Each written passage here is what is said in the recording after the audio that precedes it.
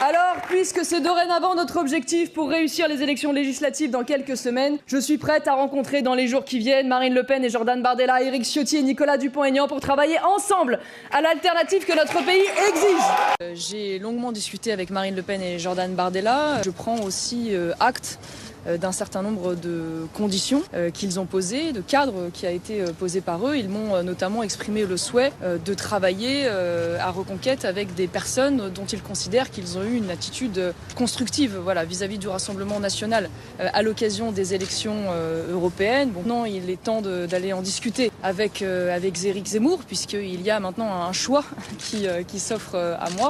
Aujourd'hui, on parle d'un coup de théâtre politique qui secoue l'extrême droite française. La trahison d'Éric Zemmour par Marion Maréchal Le Pen en 3 actes.